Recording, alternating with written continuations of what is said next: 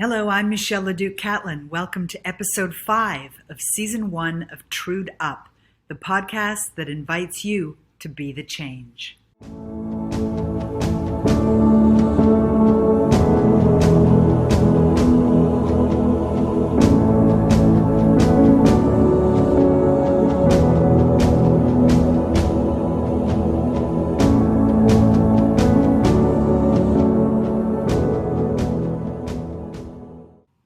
Many years ago, when I was first recovering from chronic fatigue and figuring out how to promote my new journaling workshops, I did a free marketing course offered by a Christian group in the US.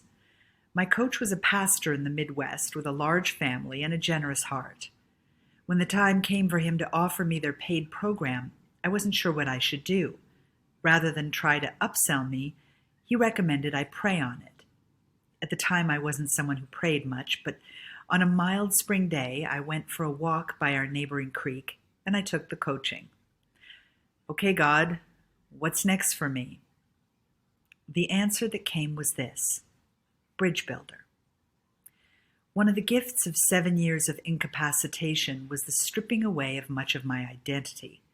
With no career or community or even a social life, I began to examine who I was with new eyes. I let go of all my preconceived notions of my opinions and my beliefs. I began to see from other sides, to question my positions and my place in all of it, and to consider what was actually wanted and needed in the world. Bridge builder made sense. I had come from the left and would find myself standing for freedom alongside those on the right. I had been raised without religion and embarked on a life-changing spiritual exploration. I was born to a Francophone father in French Canada and raised by my Anglophone mother in English Canada. While I was living in Ontario, in 2022, I ended up on the Quebec side of the Freedom Convoy. It was there that I first heard about François Amalega, a man I would come to know as the face of the freedom movement in Quebec, a man that virtually no one in English Canada had even heard of, even today. I knew that the stories of our two solitudes had to be told to each other, and a new bridge building opportunity presented itself. For the next year, I traveled around Quebec, meeting many of the province's freedom warriors and writing some of their stories. François' remarkable story of countless arrests and nearly 4 months in prison for defying mandates is equaled only by his partner in crime fighting, Giselle Picard, a former nurse and former nun who at 84 is equally inspiring and unstoppable. There's much that I admire about these two mild-mannered truth-tellers, not the least of which is their calm and collected demeanor, and their commitment to standing up against injustice with courage and compassion. They are building bridges not only through what they're doing, but through who they're being, and that is why I am delighted to help build their bridge to the English-speaking world. Since I was in Montreal where they live, I was able to meet them in person, and thanks to the generosity of Lux Media, I was able to record this episode in their studio. Welcome, François. Thank you, Michelle. Welcome, Giselle. Thank you so much, Michelle. It's absolutely my pleasure. So I want to start with a little bit of background for people who don't know who you are. So, François, when is it that you got involved with the freedom movement? What is it that triggered your involvement, and how did you come to be here today? So just a bit of your story. Okay, I'm really honored and delighted to be with you and with Giselle. My practical involvement started in the month of July 2020, but before that, in March already, I realized that there was a problem.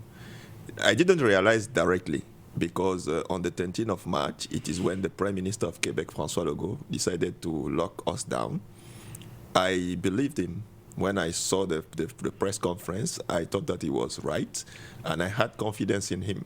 But while we were locked down, I was at that time teacher of mathematics at a college, Jean de Brébeuf here in Montreal. And I was now in the house without anything to do but with my salary. So I had time. I was typing everywhere in internet, Google, YouTube, COVID-19. Then I discovered the French doctor, Didier Raoult, who was saying that COVID can easily be cured with hydroxychloroquine. So I was advised by the fact that I was knowing that it could be wrong. But what I was expecting is that since the world was afraid of what it was going through, and I saw that he was a serious scientist, I thought that the leaders of the world will listen to him at least. Even if it is wrong, at least we can listen to him and see that he's wrong. But while I was discovering Raoul in the middle of, in the half of March, I was not knowing that Raoul was already, they knew about him in France and they were against him. So it is the reaction they had against him that showed me that there is a problem. Because your house cannot be burning and somebody want to help you start insulting him. At least you listen to him even if it's... That strikes me as such a fundamental point. Yes. That so first of all, the fact that you're researching, right? Yes. And anybody can do that. Anybody can do that. And mostly in our current world, there are too much information available in such a way that the problem even sometimes is to find among the information what is true or false, but the information are available. And then the second point is that it's the resistance to him that kind of clued you in that something was off. Yes, because if the leaders of the world had listened to him and they said that maybe we are going to go through a study to find out if it's true, maybe I could have still continued to believe him. But it is the reaction. Suddenly, somebody, it's just like my house is burning and you are there, somebody want to help me, I just insult him. You say that, but Francois, you have a problem. Listen to him first. Maybe he's wrong, but at least... So if I'm just insulting him, I'm insulting everybody who want to help me.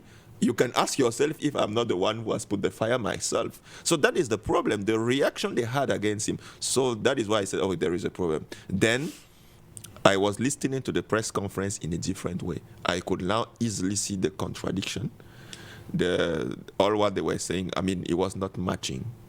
Yes. Okay, so this is the part that fascinates me, right? Because the intention that, for me, that had me think of wanting to do these kinds of interviews was to really look at why do some people recognize what's happening and why don't others. So that's why I really want to underscore what you're saying, is that it wasn't so much what he was saying, because you're right. Don't we want to hear from everybody? Yes. We want to that is the base of the society we want to build up.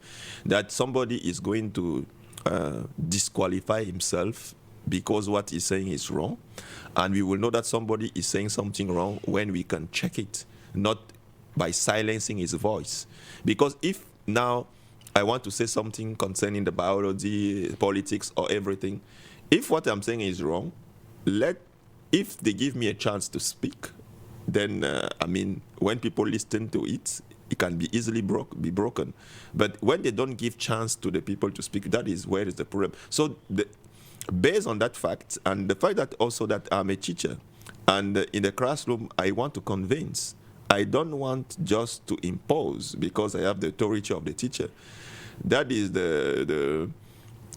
when I was a student, if I am listening to a teacher, and even if I don't understand all what he's saying, if somebody in the classroom asks a question that I understand and that I found interesting, if the teacher does not want to listen to the person, I start asking myself if the teacher master what he's doing. You understand? Yes. So, that is the point of view that... so from that time on, my mind became different, because I was saying that if those people are following science, if those people want to help us, they will not be aggressive. They will not be trying to hide something. They will be open, and science is going to impose itself as it has always been. Science has imposed itself. Yes, each one of us, we have our view on many points, but when science comes, it imposes itself. So that is what I was expecting here, but it was completely different. Okay, so before we get into what you started doing, I want to hear from Giselle. What was it that first awakened you, opened your eyes, made you question what was happening? Well, I could see what was happening in my family. because they didn't want to see me because they thought that I would contaminate them, and I was not sick, but they thought I would contaminate them. So, And this was because you were unvaccinated? Is Right. that right? Okay. right, because I was not, and I told them I will never, never in my life be vaccinated, never. So how did you develop that attitude? Why did you decide that? I think I discovered a part of my personality. I never thought I was so opposed to what was not true. And I could see with the research I did, there was something wrong. There was something that did not cope with the reality. So what research did you do? Okay, so this information, as we know, is available. It's very easy to find this information. But some people, first of all, don't look. Well, starting with my brothers and sisters and my children and my grandchildren, they're all teenagers. For them, the government was all right. I was wrong, according to them. Okay, so how did you become so different? Why are you different than your sisters or your brothers? Or why were you doing That's your what own I told them. research? I think that I discovered a part of my personality that I didn't know. So the whole COVID crisis, Oui. had you discovered this? And if you don't mind me asking, at what age did you make this discovery about yourself?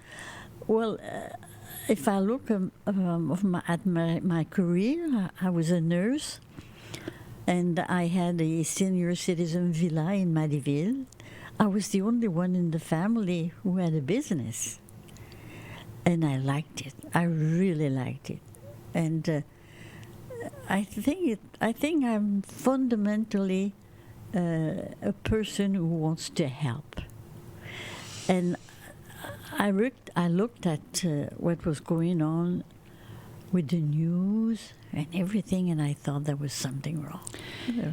Okay, so first you had a medical background, Oui. right? Oui, So oui. you, and second, I'm imagining because you're a business owner, you have some sense of personal responsibility. Oui.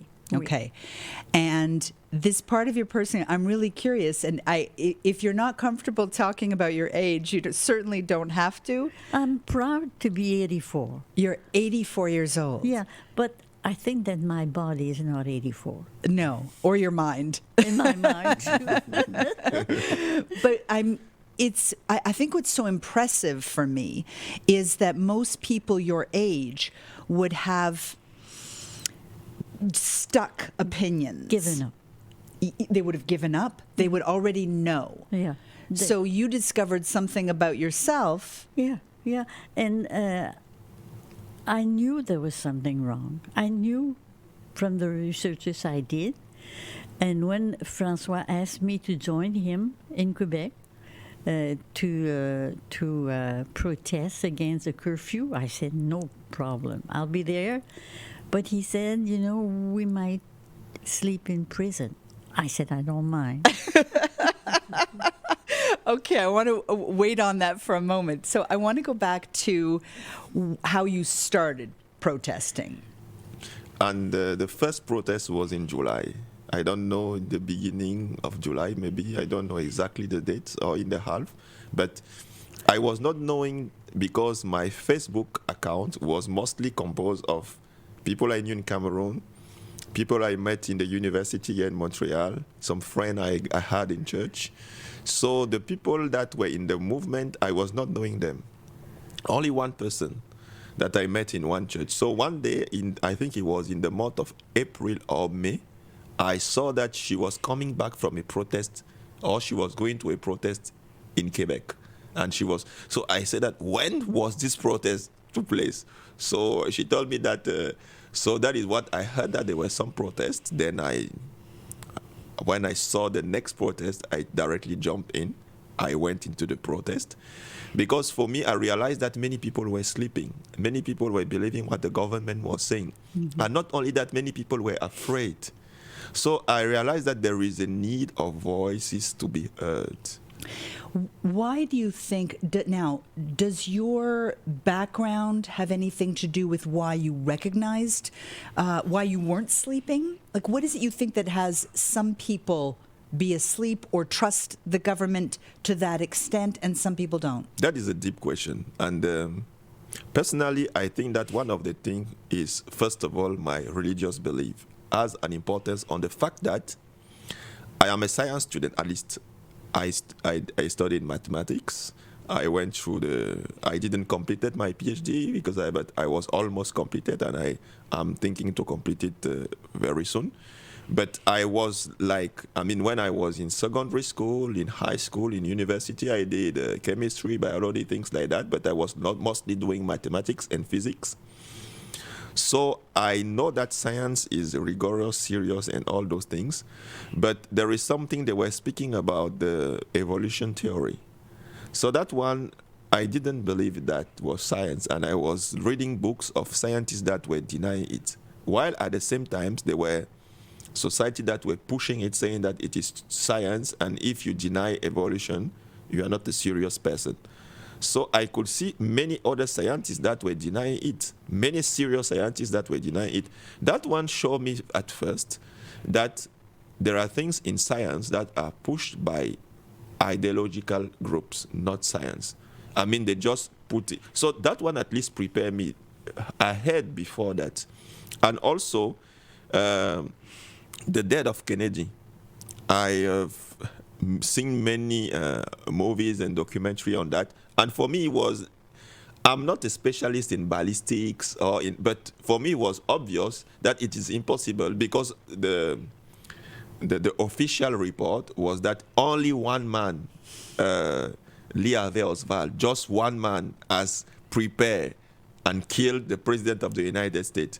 I mean, when you see the video, you see that it was impossible, and the physical part show that it is not only one person that shoot on that day. So all those things already prepare me to the fact that what is official is not always true.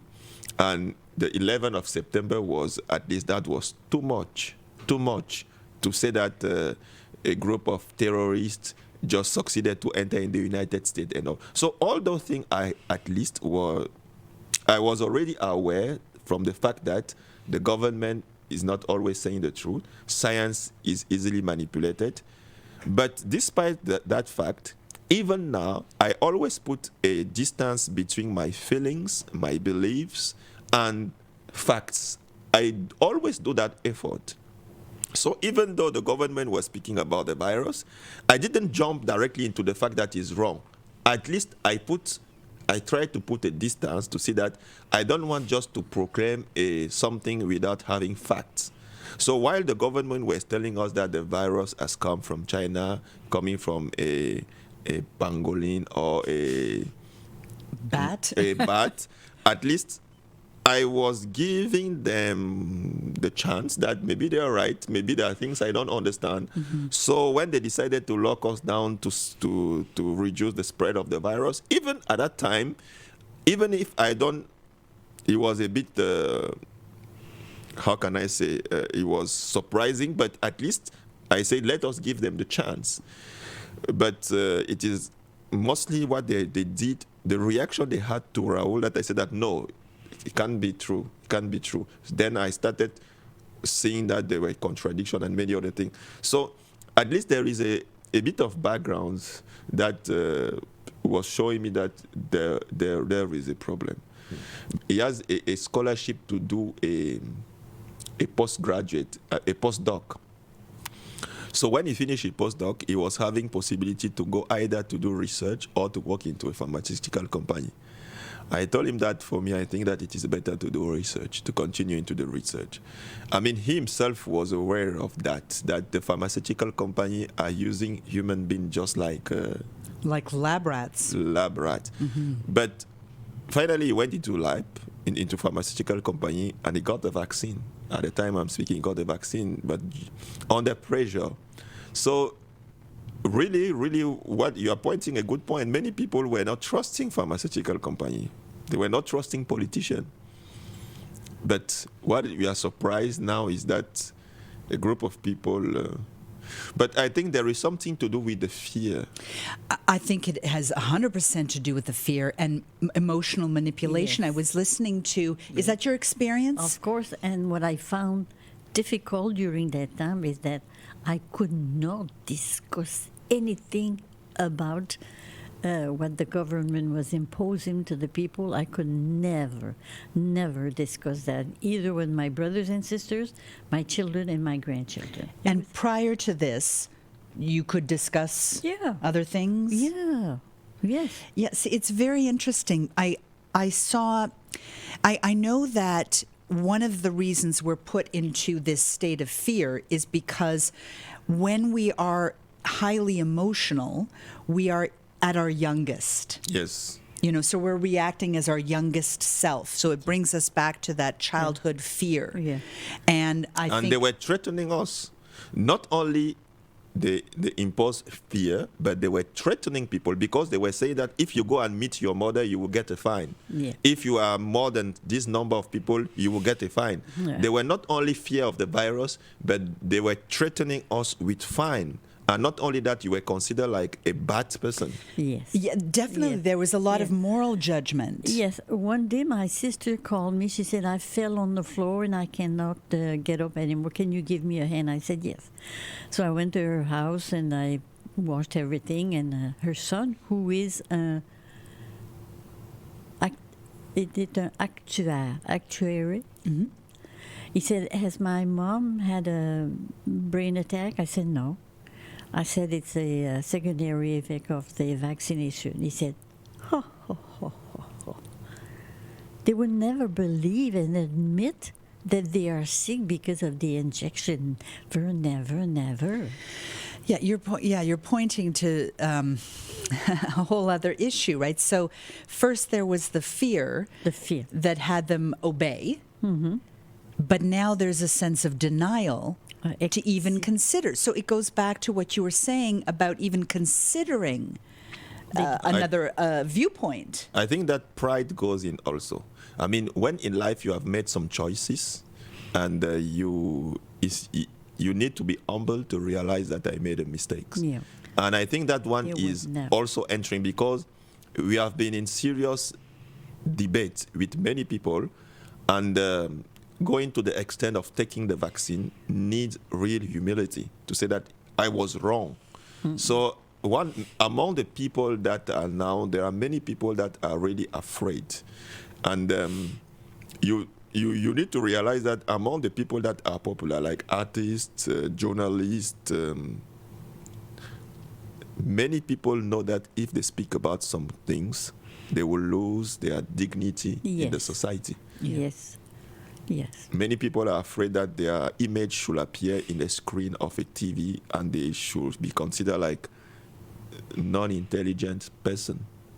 And because that is what they are doing, they are portraying us like that, like dangerous people that do not think. Yes. And people are afraid of that. I mean, it is really painful to be put aside of the society. I think you're absolutely right. I think people are so concerned about their social reputation, their professional reputations, what people think of them. Yes. When I came in Canada, that one doesn't concern COVID, but it is something that I didn't realize because my first job, because I came, I did 5 months before I started back the university. I invested in Montreal, I did a master, but the first month I was working. And in Cameroon, when I was going to where I work, when I meet people, I greet them. Generally, if every day, I mean, on Monday, Tuesday, every day, when you enter into the office, the people you found, you greet them and you sit. Generally, if somebody does not greet you, it means that you have problems. But when I came to Quebec, I realized that people were greeting you the first day. Then the other day, they don't greet you. For me, I was asking myself,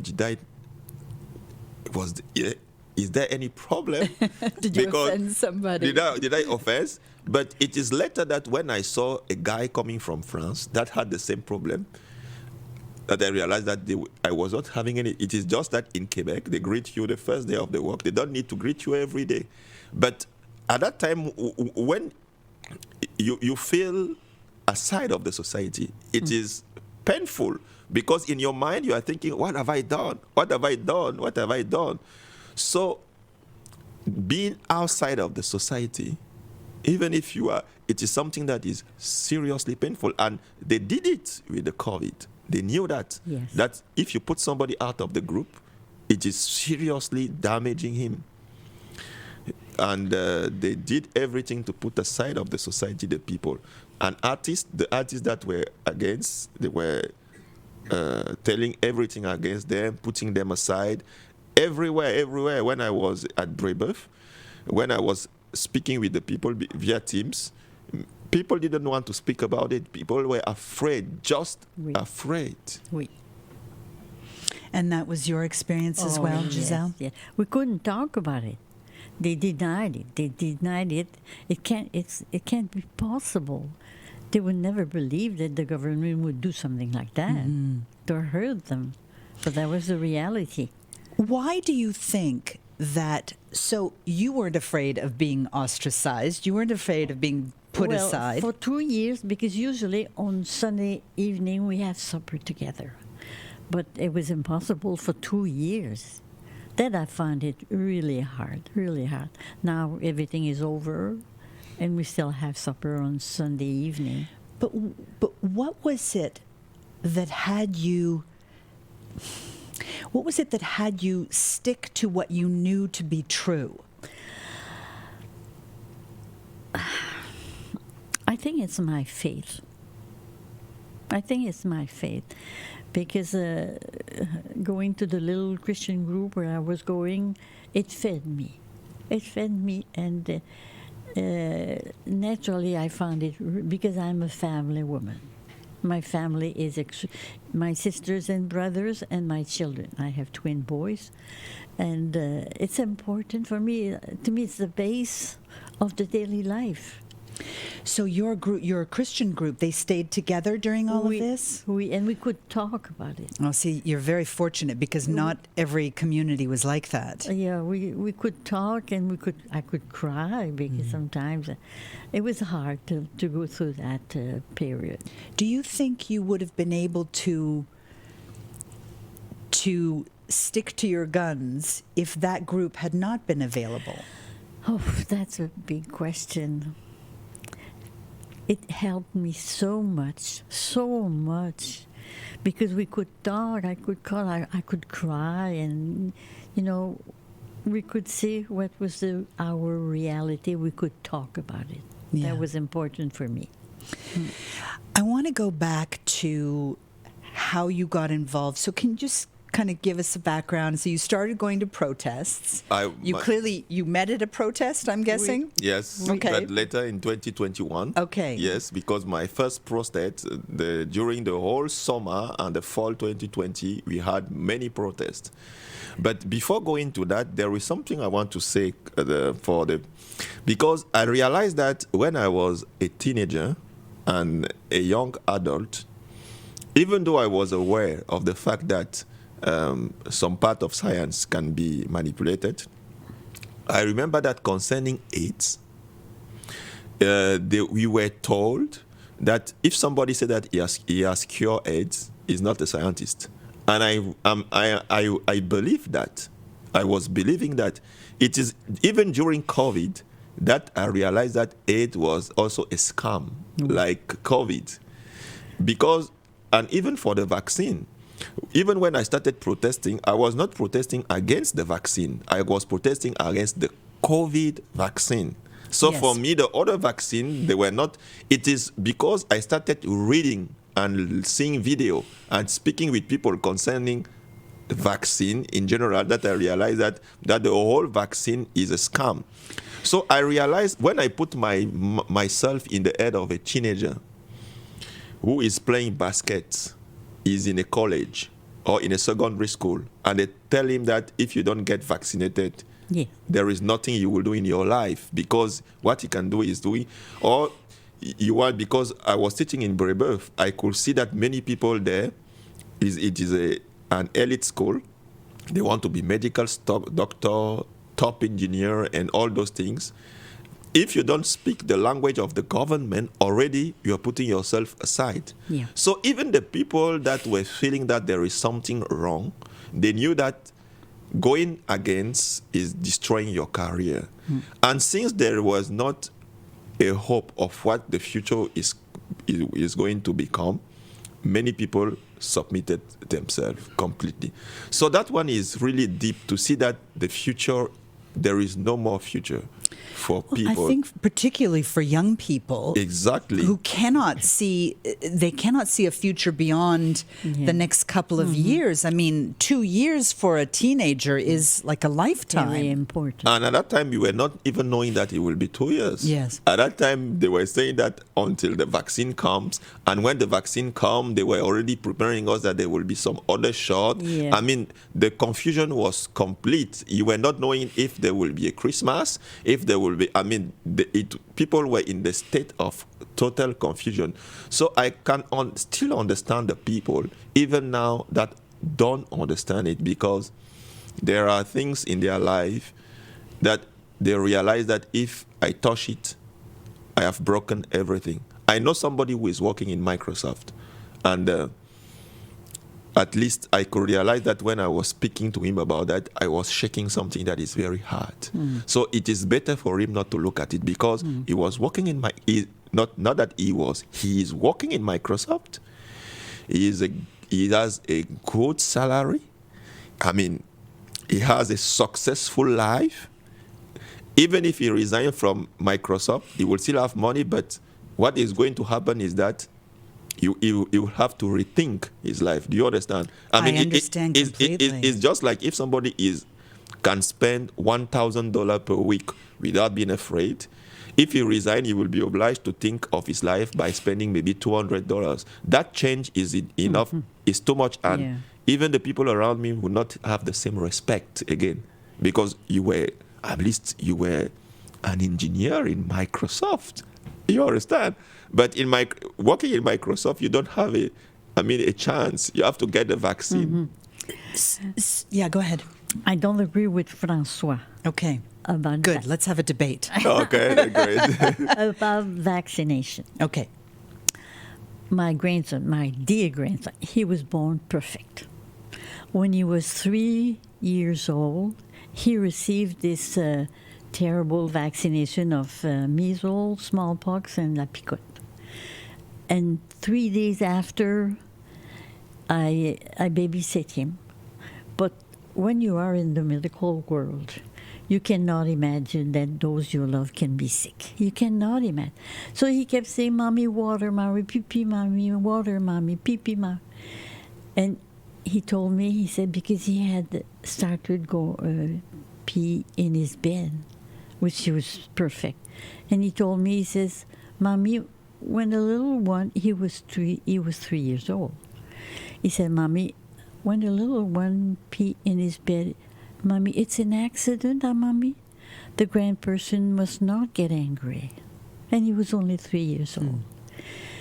And the doctor from Saint Justine told my son and the mother that they had a chromosome, a defective chromosome, which was a lie. Now he's 18, and he says, "Mommy, I can't believe that all my life I will have to carry the insulin pump." So you're saying he was injured by that vaccine? Of course. But I think that you would be in agreement with that. So we agree, because Yes. what I was saying, What I mean that all vaccination is bad. that is exactly what I'm saying. I was saying that when I started protesting, I was protesting against the COVID vaccine, but not against the all other one, because for me, the other vaccine were good. But while I was reading concerning the vaccination and seeing video, I realized that the vaccination in total is a scam. Yes. So we completely agree. I think, good. I'm so glad we got that settled. It is good. I think this has been certainly one of the opportunities of what's happened. Yes. Is that we are now re-examining everything. And it's funny because I agree with you that it takes humility. It's actually one of the Yes. things I admire most. Yeah, is my son, they said, well, Mom, where did you get that? The doctor told us. They would never believe that, and I cannot talk about it. It's a very hard pill to swallow, particularly for parents, that they have somehow allowed this to happen. And I want to get back to what you were saying about really it's such a threat to people's identity. Right. And that's where the humility comes in that. And again, that's an opportunity that we have this opportunity now to really find our own humility to say we were wrong. Like you, in the beginning thought, I guess we have to do this. But there were certain things that didn't make sense. Yes. Right. Like Yes. natural immunity somehow doesn't work all of a sudden. Right. So that was one of the things My for me. younger sister, she's a very intelligent person. And I told her last week, I said, please don't take this new vaccination. She said, the only thing you think about is the vaccination is bad. So I cannot discuss even with her, and we're very close. So what is it? Now, you just touched briefly on your faith. And I believe you were connecting it to humility. I want to know, because there are some people who will never allow themselves to question their judgment over the last few years. So what is it that separates those who will question and those who won't? I think that the circumstance in life helps. The first thing is that many people one of the factors that hinder people to question themselves is their rank in society. Because many people, the way things were put on, the way in Quebec and in Canada, François Legault and Trudeau were speaking, they were threatening people. You could, the more you were high in society, the less you realize what you will lose. The less you were high in society, the less you were afraid. So that is one of the factors is really the society ranking. I mean, and because even if the people could question themselves, they were afraid to express it because they were seeing what they could be afraid of. But I know that there are some people in the street that were believing it also, because I've spoken with many people, the sans-abri, when we were going to give food, many of them were believing it. But I think that also the family where people are coming from can influence the way they are facing the situation. Because I know somebody who told me in December 2020 that she don't believe what the government is saying. She told me directly. But I spoke with her 1 year later in January 2022. She had 3 doses of vaccine. So what happened? What happened is complicated. So what can I tell you? She is in a good family, good father, a good mother. The family is well kept. Their family is a good environment. So once the father and all the members of the family just follow one direction, it is hard to go against. But she told me that, I mean, at that time I was still a teacher in Brébeuf. I was giving tutorial to her, but we were doing it through Zoom. So one day after I've explained things through Zoom, I wanted to take 5 minutes so that she can realize that there is something wrong.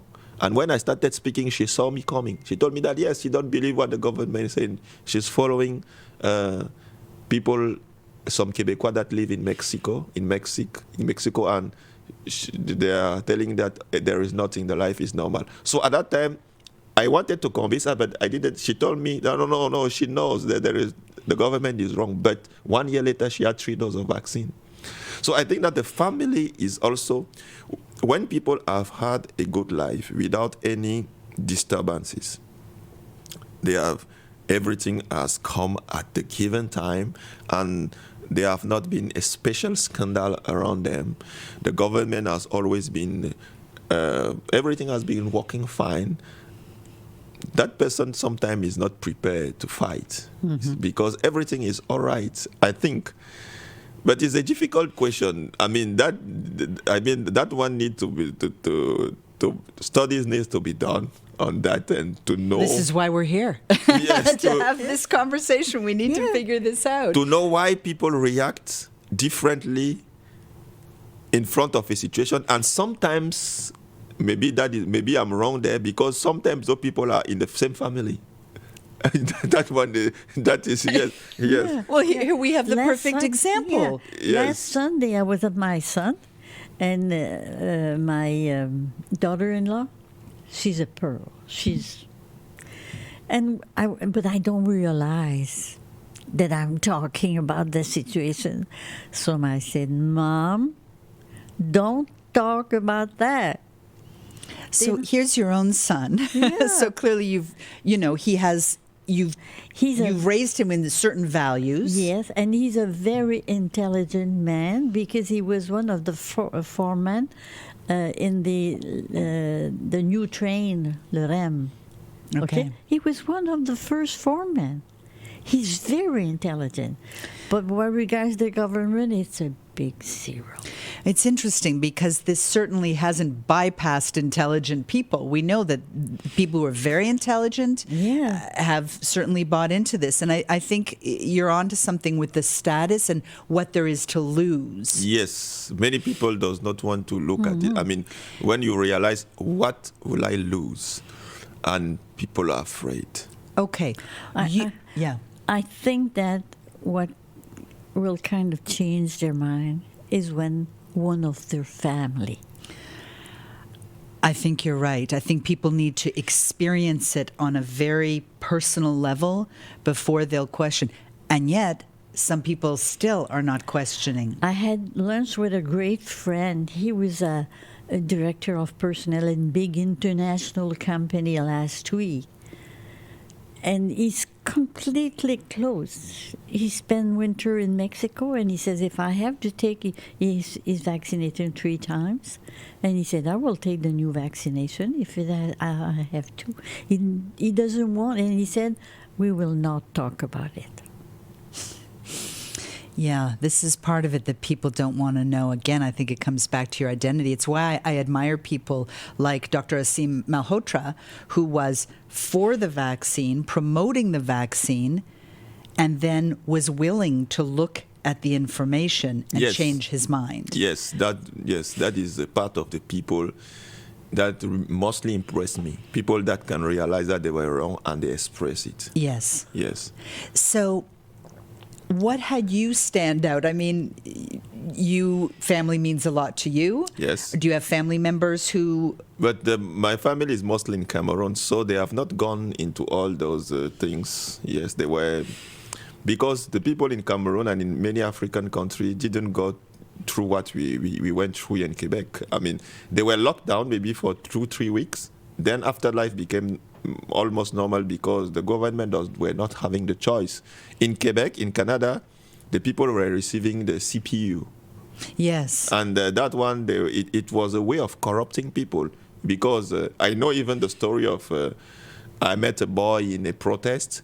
He told me that he has one of his friend who is a girl. She's very happy in 2021, the time where the lockdown were even stronger. Because why? She was walking into a restaurant and she was not able to do $2,000 per month. But now she has $2,000 and she's working under the table, and she's almost having $4,000. So for her, life is beautiful. She even wants things to continue like that.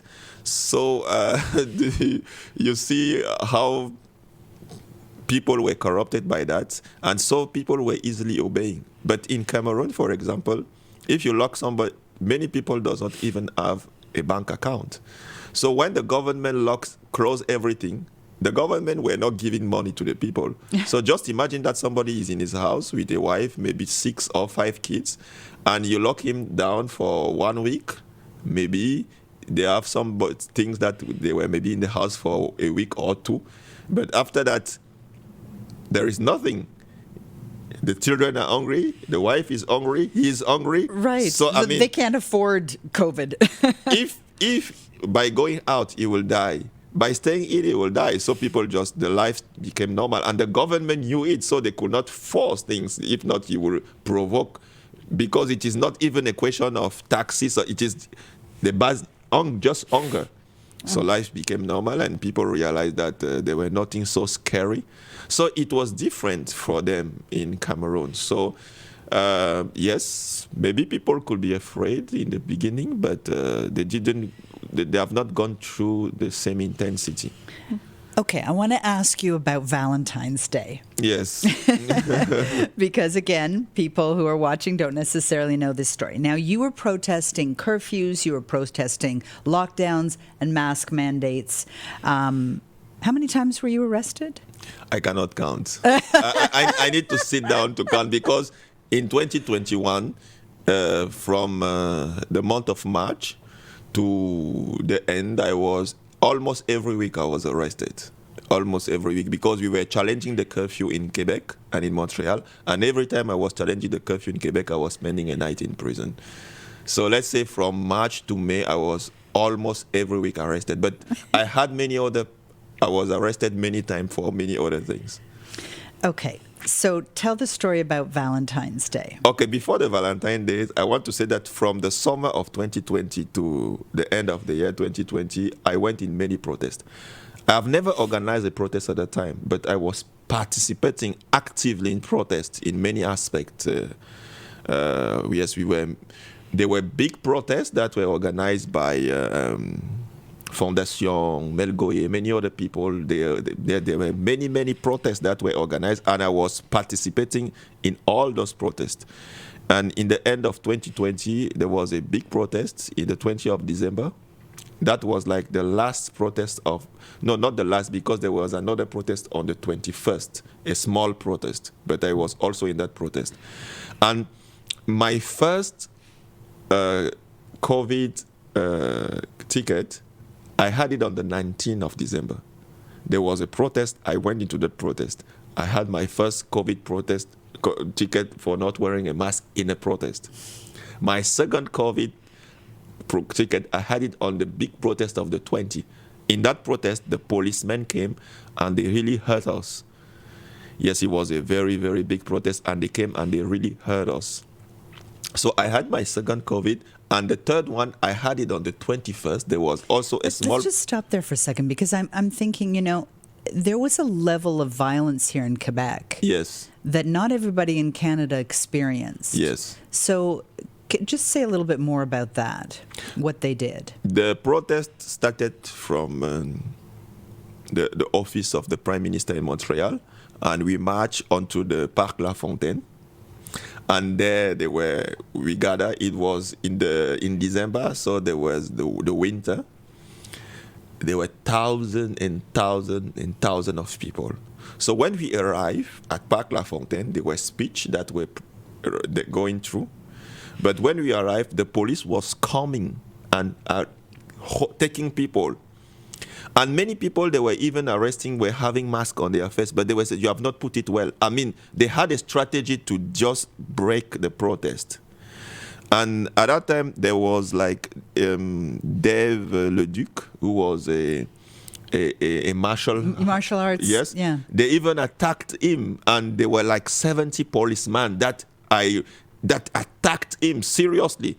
And there were video of old people just come. They were coming. They arrest people. They bring them out. They arrest people. And the way the violence they were dealing with, there were people that came with their family that were afraid, and I understand them. They preferred to go because it was a family protest. People were coming with so when you see that level of violence and you have maybe a small kid, maybe it's better to go. So I completely understand those people. Or if you are with somebody who is very old, you can. So that is what happened, because after maybe an hour, the thousand of people we were just 100, because the police were, they just come and grab somebody, they remove him, they came to fight. Yeah. Yes, and that one, after the protest didn't went as it was supposed to, and people were afraid. And after that protest, there was another protest on the next day, on the 21st. But that one was a smaller one. We were like maybe 70 people on that protest.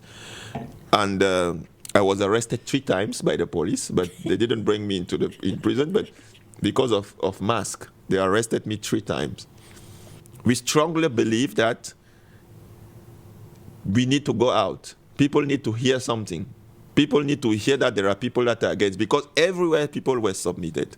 So one of the things I did is that, I think it was on the 26th of January, that is where I did my first live, Facebook Live. Because sometimes I was going to the protest, taking picture, taking video, and I was not doing live. I was taking and I was putting them on my Facebook. I took picture of myself in the metro without mask. I was putting them. But the first live I did was on the 26th of January.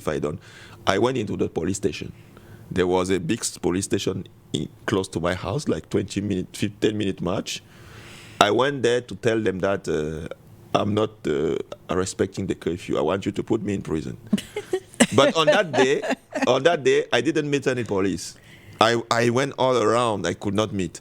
So I prepared the next time. And you went into the police station? Yes, I went into. And you couldn't find the police? Yes, I went all around. They were not. So on the 14th now, on February, on the Valentine's Day, so I decided that I went earlier. I went into the police station. So I found a policeman. I was ringing.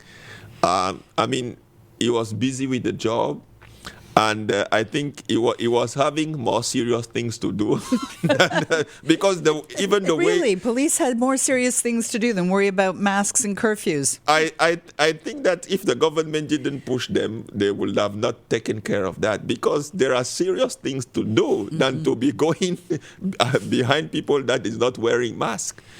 And because the live is still on my Facebook, I spoke with the guy. I told him that the way he was speaking was just go back to your house. I was telling them that no, I want you to put me in prison, because we were speaking through interphone, something like that. But the guy was like, that problem is come for him. He wanted to solve that. I'll just go back, but I was insisting. So he said that he would call other people. And he calls other cops, and they came. And he just asked me not to film them so that they should not see their approach. So I started filming myself, but that was the last time, because the next time I was filming the police and people around. So I was filming myself, and they came, and I told them that I have come because I don't respect the curfew, and I will not respect the curfew. I have come because I think that I want to go to prison because I'm not respecting. They told me that, no, you have to go back to your house. We will give you a ticket. I told them that at that time, I think I was having already 7 or 8 tickets. I told them that I already have tickets. So I don't think that it would help, because I think that the only thing that can help now is to put me in prison. One of the lady asked me if I am in love, because I said that no. She said that she think that is the problem.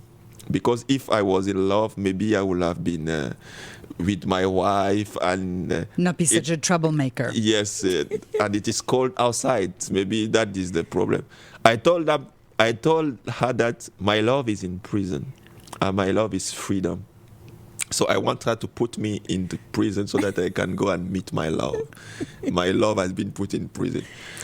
So finally, they gave me a ticket. And they said that go back to your house. I said, no, I'm not going back. They just go. So I just left the place there, and because at least they were not knowing what is going on. And they were even thinking, because the guy even inside asked me if I'd have, I'm not mad. He asked me, it is in the video, he asked me if I am normal, if I take medication. Yes, they asked me, I told them, no, I'm not taking any medication. I am completely normal. I don't take any drug, I don't smoke, I don't take any medication. They were just surprised.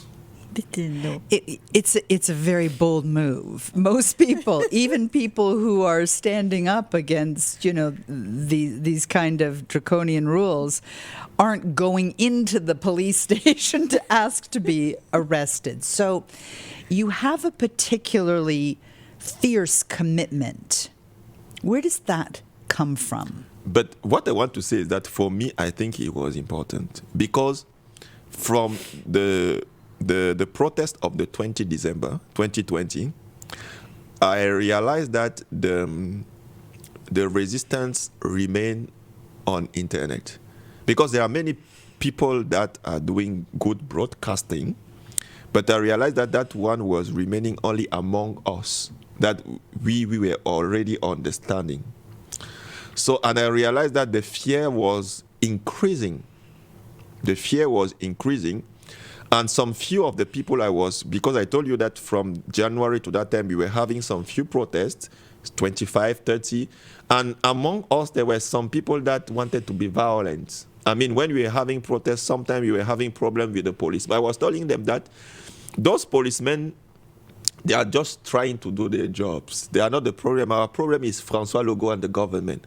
So it is important that it is be clearly stated that they should. Because what is going on is that when you are fighting against the police consider you like, they don't even listen what you are saying again.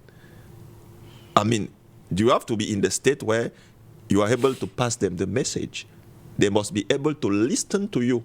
But if they are just trying to fight with somebody, I mean, you're just like, you understand? Well, it comes back to what you said earlier about being emotionally distant. Yes, right? It is very important. Even if it is the policeman that is doing what he's doing, if you try to be, it does not help. Yes. And for me, it was good since at that time, the police was the highest fear. The ticket was a fear, but already I had some ticket. Nothing happened to me. The police was the big fear. Then I decided that, okay, let's go there. Let's touch that point. Because later, when we went through all the police stations of Montreal, we decided that we are going to go into the head of the police, the Ministry of Public Security. So we organized a curfew in front. So it is in one of those curfew that Giselle came. Because what we did, they said that, okay, now we are not going to do all the police stations in Quebec. But since we have done all the police stations in Montreal, now we are going to go to the head of the police. We are going to protest in front of that ministry. Okay. So you basically looked at the fear you had and you pushed into it. Exactly, because at that time, at least, where are we going at that time? Because today, you can go to a shop without a mask. You can meet many people. I mean, there are some people they were not many Christian friends. When they were seeing the live I was doing on Facebook, they were asking me, what have you become, François? I mean, you have become a bandit. I mean, but many of them understand what I was doing. Do you understand? So we were in a state where, but what could we do? I was working at Brebeuf. I was having my salary. I could stay in the house, but that is not what I was expecting of life. That I should have my house, big money, but I should not speak what I think. I mean, that is not what I'm expecting. I'm not expecting that I will be rich, but under the cave there are slave people wounded. I mean, I'm not happy of that. Do you understand what I mean? So, well, you're talking about your expectations of life, and yes. that.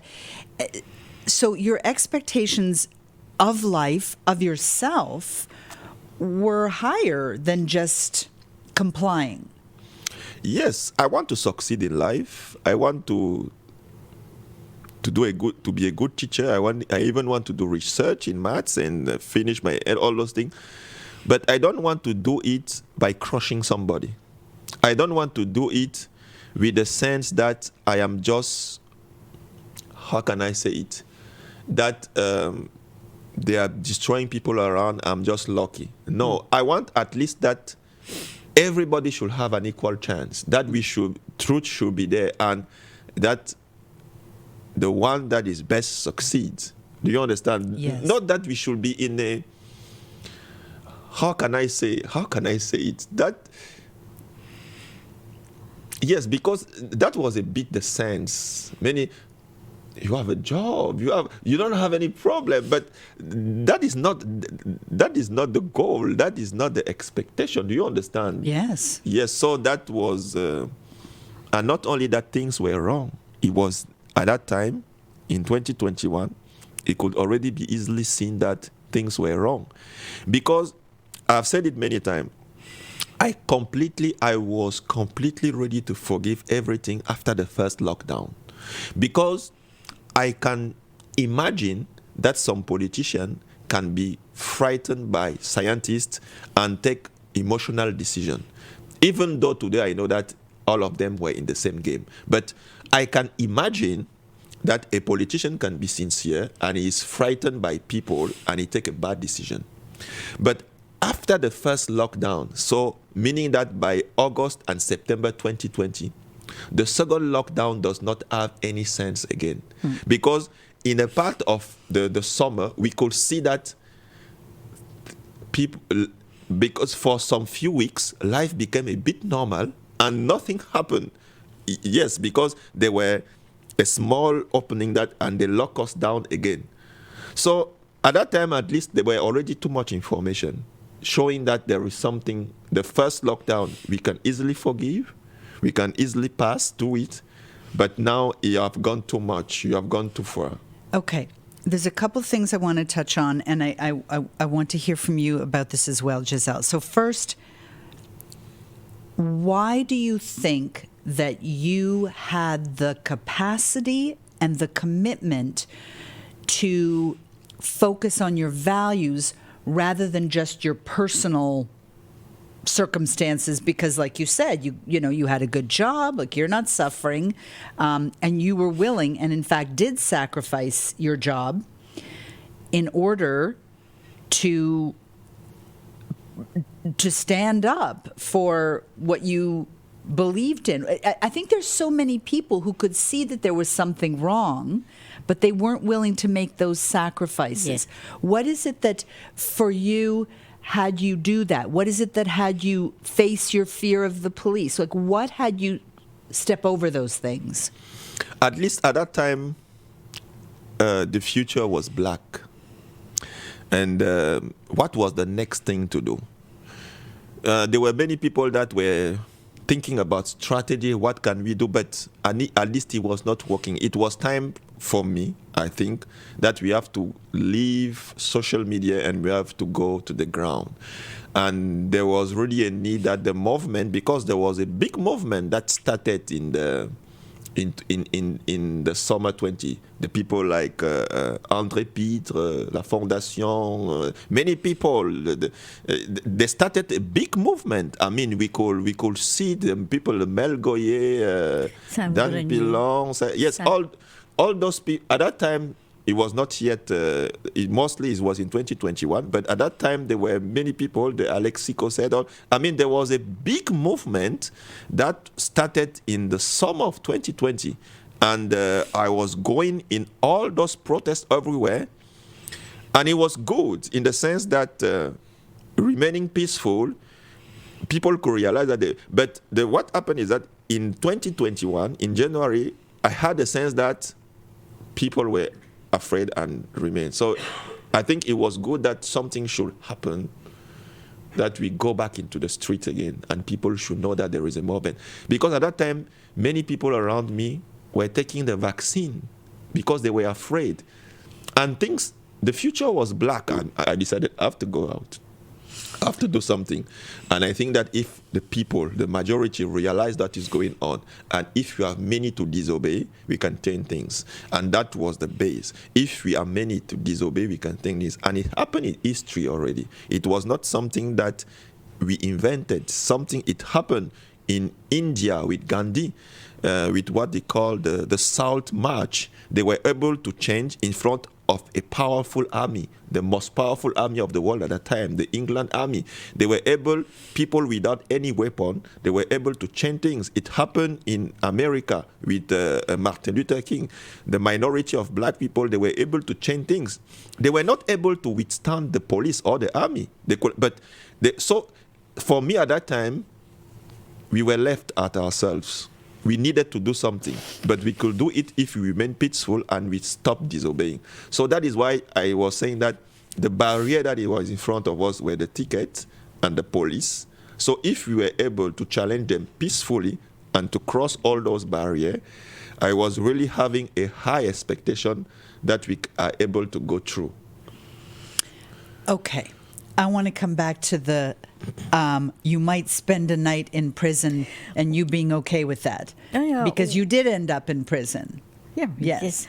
But he told me, stay by my side and listen the way I answer to the police questions. So I stayed by himself, and all of a sudden they took the men to the men's prison, and I was left alone with the policeman. But I have to admit they were kind to me. So they said, would you like to go in the hotel for tonight? I said, will you pay my... They said no. I said, well, let's go. So I can tell you, the police car it's not comfortable. So they asked, can we have the list of your medication? I said, I don't take any medication, and I don't wear a mask. So they took me to the women's prison, and they gave me a mask. So I wear it like this. And it was so cold in Quebec that evening, so I had a little sweatshirt. I had a dress. So I kept the dress. So the woman police who searched me, she said, what do you have under your skirt? I said, I have my little panties, and you can check if you want. So they took me to the prison, the little la petite cellule. And on that little mattress, I thought of all those senior citizens that had been abandoned and died in the different senior citizens. So that's what I thought about it. And I thought of my grandchildren. I said, if I can do something so that they can have a better life, I accept it. I'm so moved by your commitment. There's so many things I want to say, but I just, the thought of you going to prison and being searched, and the idea that this was done in the name of health is so freedom. absurd, and freedom. And to protect old people. that one, it was really beautiful that she yes. because many of us, we were not, I'm not a young guy, but we were at least like in the middle. You're young from my perspective. Okay, but when she came, I was 81. She was 81. You were 81. And François Logo told us that it was to protect her. Yes. But where she is... And instead she has to talk about her panties in a prison. And she has to be arrested by young policemen, younger than me. They were young at 26. I think they were embarrassed to see that I would stand. That's the beauty of it, right? Oui. That they should have to face that embarrassment. I think so. And as I told you, it was very cold, and where I was on the little bed, there was a fan right above my face, and it was so cold. So when the policeman came to inspect, I said, can I have my sweatshirt? I'll give you the top, because the lady policeman told me you are allowed to wear one layer. So I had a dress. So I told the policeman, I will give you the top of my dress, but I'd like to have my sweatshirt. He said, keep your dress. He gave me. Thank goodness for small dignities. So I think I fell asleep a little bit. Yeah. My toes were cold, so I tried to, because my skirt was kind of long. So when I saw that the day was showing up, I said, I'll pee before they come to get me. So there was no toilet paper. So I used my mask. Sorry, that is the best use of a mask story I have heard. Oui. It was an experience. It certainly was. Were you scared? No. No. No, the policemen were kind to me. But before that, even at the thought, I mean, you don't strike me as someone who has a record. No. Yeah. So you've never been in trouble with the law No. before? No. So why? It started when I knew him. It's your fault. Even me, I didn't have any record before 2020. yes. I was living a calm, quiet life. I came to Yes. Canada and I wanted to succeed. So, Yes. but the problem is that I was saying that no. I mean, it was not working. It's just like in the Germany of Hitler. Just imagine that. Okay, you just said that you want to succeed because German had great scientists. Yes. I mean, at that time, Germany was if not the greatest power of the world, and there were strong scientists there. Albert Einstein, Schrödinger. There are many in all the fields. So, and there are many people that decided to succeed their life, and they succeeded in the Germany. In that Germany, by knowing that those are the things you don't have to speak about. Yes. So that was. But what worried me Yes. was that I didn't want him to feel guilty because I knew him that I was in prison. Yeah. I didn't want him to feel guilty. I didn't want him to feel responsible because since that day I've been going to the court times and over. And he said no. I don't feel responsible for it. So that I was in peace. I didn't want him to feel responsible. It was a part of my life. And as I told the judge one day when I was in court, I said, I'm a nurse. I come from the medical world. And if you tell me that you have a problem between your toes, I will tell you what you have. I will remove it, and I will tell you what to do not to have it anymore. But the language of the law, I don't know anything about. A good thing I have a good team. I have a very well first him, and then I have Yandel, and I have Serge Lapierre. Lapierre. They're very competent people. So I'm tired to be in court, though. I'm really tired of that. I guess so. Yeah. But the last time we were there, it was in Montreal, and François. Yes. The judge was a colored guy, very human. So I gave all the documents they wanted, and I said, after that, he said, Madame Picard, do you have a request for me? So I jumped on that. Huh? So I said, all those, either by ignorance or by fear, who have paid this 1,500 tickets with taxes and everything, it comes to $16.99. It's a huge fine for the families. Yeah. And all those who have agreed for a monthly payment, that those people be refunded right now, I told the judge, without having to fill up paper longer like your arm, and that all those that are waiting and have a ticket starting with me, that this is annulé, cancel. I don't have an answer yet. So I want to point out that Yandel and Serge Lapierre, they are really, they are very strong, and they are really a big work with Giselle, because personally, I have tickets. I'm not going in the court again. I'm just expecting that they come and arrest me. But Giselle is fighting on the court, and she is having success, and she really impressed me. Going from where she is she's not living in Montreal, but she's going in all through those things, and really, not only that, she's even going to sustain, because when we go, Patrick Provost, she go to the court for him, she really impressed me. She really impressed me. She's a fighter. Yeah, yes. We have to stand up.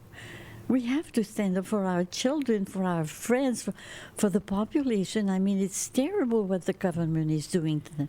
What gives you that fighting spirit? Well, I think that in my family, I am the only one who had a business. I had a senior citizen home in Madiville that I loved for 11 years. And I think I discovered what I am fundamentally. This week, we moved my ex-husband in a manoir Soleil. And when I'm with him, because he's very critical, and I kind of calmed him. You see, so my boy said, "Mom, you have to be there. You have to be there." But I think that fundamentally, I was born to help. I think so. And Giselle have been in many protests where I was surprised. I mean, not only that, during the winter with cold, I see Giselle coming and not really, I've been surprised by the fact that she's still there. Yeah. She's still fighting. She's going to the court. She's going to, even when the Antifa started coming to some protests where we were protesting concerning this gender insanity, she was there, or always fighting. And it was cold. It was cold when we were in Ottawa at the truck meeting. Yeah. It was so cold, but every weekend we were there. Yeah. I suspect that your commitment to standing up is part of what keeps you young. Would you say that? I would say so. Yeah. Mm-hmm. I want to ask you, and this may be my final question. And what I want to say is that what people does not know is that she's really writing a page of the story of Quebec, and is very important. What Giselle is doing now, she's a living proof that they have been telling us that they are fighting for old people, senior people. Yeah. This is a senior who has not been vaccinated. She's completely hurtly. She's opposed to the government. She's been in the protest, hugging people. She cannot count how many people she hugged. She has been outside during the cold. Yeah. Challenging the curfew. Many other, she has been there always, and she's still fighting. She's going to the court, doing things like requête en inconstitutionnalité. I don't know how they say it in English. Complicated things, very complicated, even for lawyers, because I know it because I've discussed with some lawyers. But she's been going all through things, continuing to, I mean, she's, there is something great that has to be done in recognition she has been doing for Quebec. I was going home 2 weeks ago, and I was in the rolling stairs, l'escalier roulant. When an escalator. Thank you, voice from behind the camera. Okay. I was going to Longueuil, and there was a gentleman going up in the other side, and he said, "Hello, Madame Giselle." I said, "Oh my God." You're famous or infamous. Yeah, but I didn't do it for that. Of course. No, I did it because of so many senior citizens, as François said, that were abused, and even, I won't say the word, but they were allowed to die with this famous injection of. They were raped with it. Oui. Yes, because that is what happened. Oui. Many people that were having Alzheimer's, they just put things and they don't even know what is happening. Yes. And there are some video. Those are the things that were really touching me deeply. You see video of old people that they locked down, and she just behaved like a small child. When I was seeing it, I said that, but what is going on? What is going on? What is going on? Because we could, no, it was too much. You spent 4 months in prison. Before that, I just want to say there is a father. I will try to look who he is, and I think you have to interview him. I remember I saw the video of that father, and that one shocked. It was even too much that even the minister of, I think, education spoke about it, because he made a live. One day he was in his car, a live of maybe 5 minutes or 10 minutes, and maybe in 2 days he was 400,000 of views. He was very strong. It is a father. He came, he started crying. He has a child. I think the child was celebrated its 4th year in 2021, meaning that the child was born in March after the lockdown. So he celebrated 2 birthdays during that. And the child was seeing the TV, and he asked his father, do you think that one day we are going to play like children playing TV? Yeah. Because he has never known it. For him, it was like another world. Yeah. So I think, I don't know where he is now actually, but those were things that were really shocking me, Yes. saying that, can I really be happy in a world like that? Yes. Knowing that there are people that are, no. No. So I was just about to ask you about your prison time. Yes. So you were in prison for 4 months, For a correct? month, no, 3 months and 3 weeks. 3 months and 3 weeks. Almost Okay. 4 years. Yes. Was that your darkest time?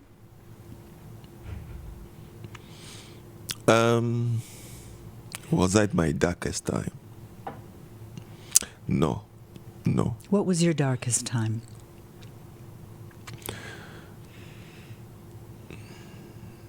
The darkest time maybe was the first time I was arrested and brought into prison. Because I was arrested and put in police station. But in July, it was the first time I was brought in. Because I've gone to, the police station is made, but into prison, I've gone to prison 4 times. One was in Saint-Jérôme, twice it was in Bordeaux, and one it was at Trois-Rivières? Trois-Rivières, yes. So the first time I was arrested in it was maybe 5 days, because there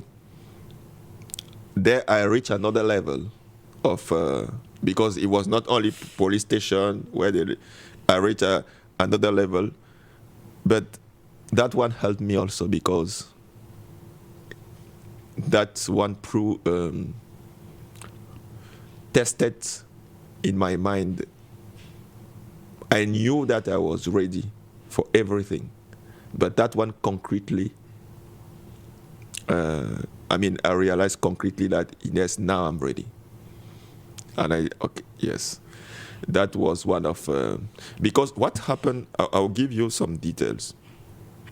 For me, I've decided that I don't want to, if they arrest me and they want to set me free against, according to caution, I don't. With conditions. With conditions, yes, and right. not only that, sometimes one of the conditions is that you have to give an amount of money.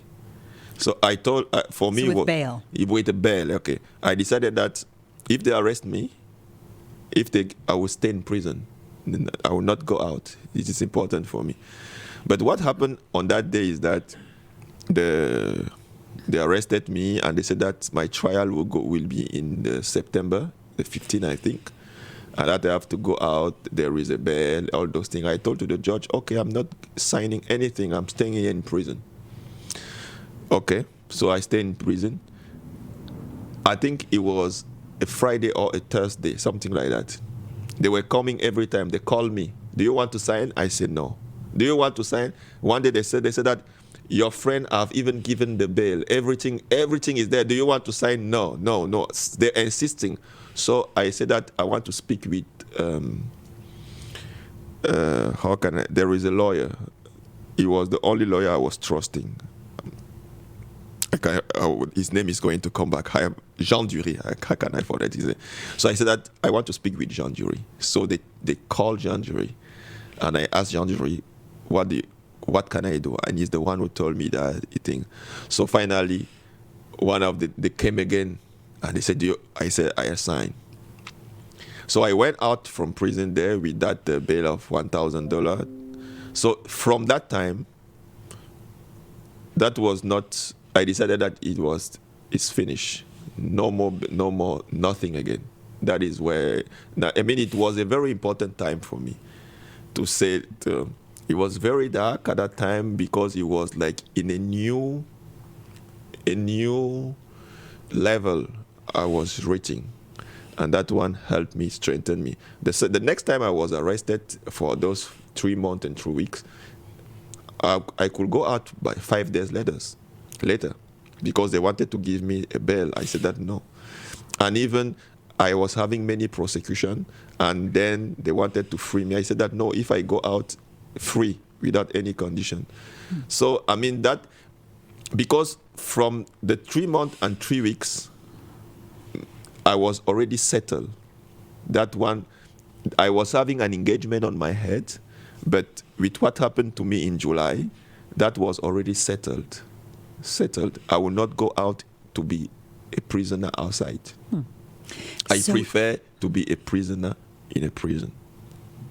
So each challenge, each hardship, each fear that you faced gave you more strength. Yes. After every time I finish with one step, the step ahead was, I was sure that things were better.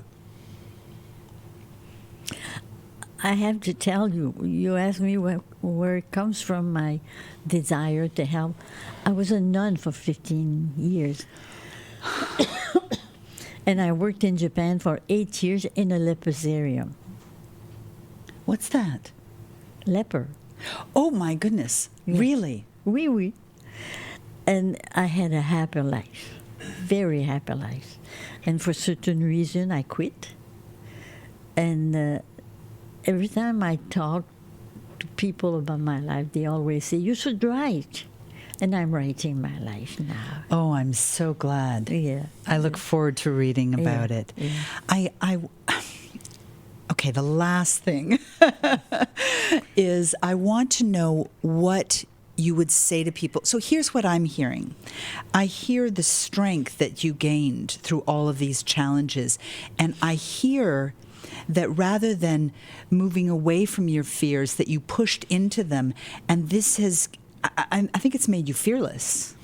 Yes, because now I am like, the government is asking me money, and normally I have to go to prison at any time. How much money? More than $98,000. More than $98,000. Okay, this is all for your protesting? Only, nothing else. So because you disagreed with the health measures. Because I refused to wear the mask in the protest, I refused to wear the mask in some shop, I refused to respect the curfew. That is where all those money is coming from. Because I went to protest 50 meters less in an hospital against the vaccination of children. That is where all that. So now they even frozen one of my bank account. So now I'm realizing that it is possible to live not under the government. It is possible to be really independent in your mind. And when people realize it, like the Roman Empire, like the Babylonian Empire, like the Greek Empire, when the majority of people will realize that François Legault and Trudeau, all those people, they stand because of us, it will fall down. Right. Their strength is coming from us. I want to give you the last word in terms of what sources you. Last Sunday, my son told me, Mom, do you realize that they are using you? And what was your response? I said, never. They never abuse of me. They're not using me. I'm going, it's my choice. Because there's so many senior citizens that have been sacrificed. And if I can do a little something, I will do it. I am so grateful to you both. I am grateful to you for being here, for being in conversation with me. And I am so grateful to your example, to Quebeckers, to Canadians, and to the world. You are absolutely heroes. And I want to say, I will not give the details because it is Giselle who will say it sometimes. Giselle will do something that all of us in Quebec want to do, and we cannot do, but we will not say now. But Giselle will do it very soon. Very soon. oh, okay. Yes. I look forward to hearing about what that is. There is something that all of us in Quebec dream to do. Yeah. None of us has been able to do it, but Giselle will do it very soon. Oh, we're going to have to talk again. Yes. But I didn't choose. to do that, what he's talking about. Okay. I didn't choose. I believe that's what we call a cliffhanger. Yes. So I'm going to leave the conversation today with that cliffhanger that Giselle is going to do something that apparently many people would like to do. So we'll have to have this conversation again. And I also want to say that I hope that what you take away from this is some inspiration to act according to your own values and to, in Francois' words, to have an independence in your mind, to have freedom in your mind, and to true yourself up to what really matters. Yeah. Thank you so much for being here. I'm Michelle Leduc-Catlin. Before I fill you in on that cliffhanger, I want to start with my top takeaways from my conversation with Giselle and François. From François, I am reminded that we need courage and humility to distance ourselves from our beliefs and feelings and examine the facts. I loved what he said about teaching. I want to convince, not just impose. We cannot use the government's tactics. We must be the voices of reason and the purveyors of rationale. I'm also buoyed by his fearlessness, forged in the act of facing those fears. Once he was arrested and imprisoned, the worst had happened. He used a situation he was afraid to face to strengthen his commitment to his values. From Giselle, I am reminded that strength does not necessarily come from the loudest or angriest person. It is her gentle demeanor that makes her so difficult to defy. And as an 84-year-old warrior for what is right, she shows us all that adherence to our principles and purpose is not only possible at any age, but it actually keeps us vital. And now to the cliffhanger. What is it that Giselle gets to do that no one else has done, that Quebeckers want to do? Well, many Quebeckers, like many Canadians, have been fighting mandate fines, and several people in La Belle Province have requested a constitutional challenge to the mandates themselves. Judges have summarily dismissed these challenges, except for one. Giselle Picard's request has been accepted. This means that not only can she call witnesses, but that Quebec's Director of Public Health, Horacio Arruda, the man who imposed some of the most draconian mandates in Canada, a man who has yet to answer for his actions, will be called as a witness. And Giselle will get to question him. On March 27th, the preparation for the 3-day process will begin, so keep an eye out for this historic event. As for François, the government sent him a letter stating that he had 10 days to agree to 906 hours of community service in lieu of his nearly $98,000 in fines, or he would be arrested. On February 26th, the 10 days were up, and as of this recording, François Amalega is still free and still refusing fines or service for unjust and unscientific mandates. It takes incredible resolve to fight against injustice at this level, but we can all take the smallest step by stopping the funding of those who oppress us. Stop supporting the billionaires behind the destruction of our rights and freedoms by shopping in their big box stores, and start moving the money you're already spending to small businesses making non-toxic products that support the health and well-being of your family.